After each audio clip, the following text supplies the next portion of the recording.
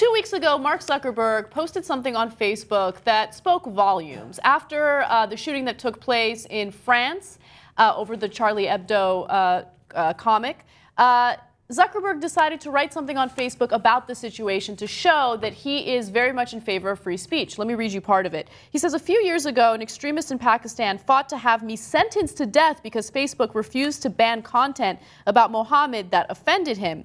We stood up for this because different voices, even if they're sometimes offensive, can make the world a better and more interesting place. Facebook has always been a place where people across the world share their views and ideas. We follow the laws in each country, but we never let one country or group of people dictate what people can share across the world.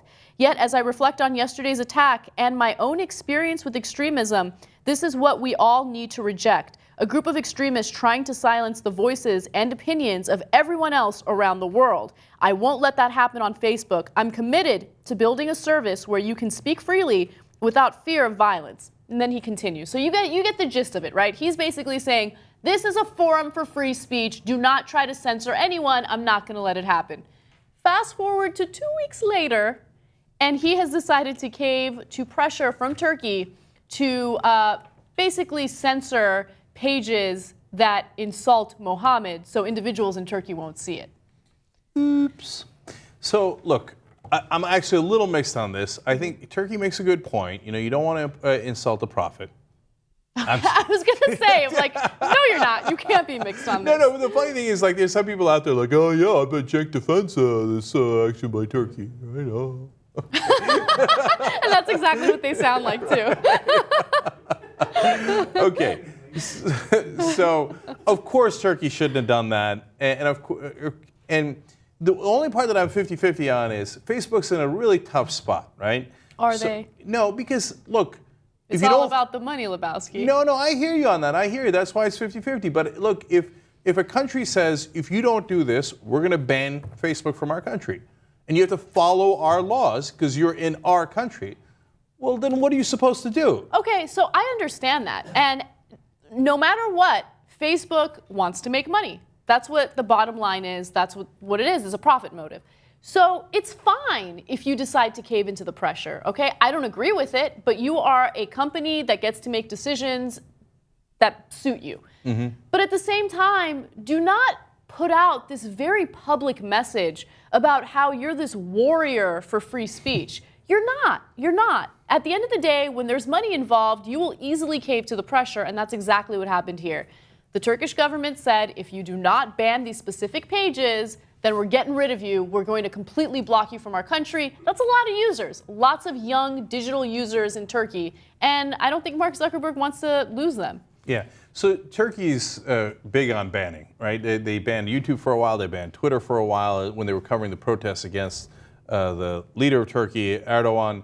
And he's very touchy. And then they've banned him in the past because if you make fun of Atatürk, who's the founder of Turkey, like the George Washington of Turkey, I always find that so ironic because I love Atatürk. He's deeply secular, modernized Turkey, etc.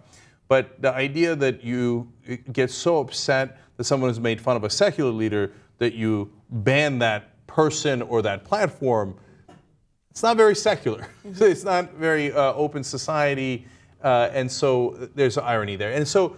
But they're not playing. They will ban you, yep. Right? And then Turkey's very connected digitally, right? It's got a lot of, educated young people that are online. Mm-hmm. So you're right. Facebook doesn't want to lose that. So here's the thing that I would have said: like, if you're going to do this move and say, okay, what are we going to do?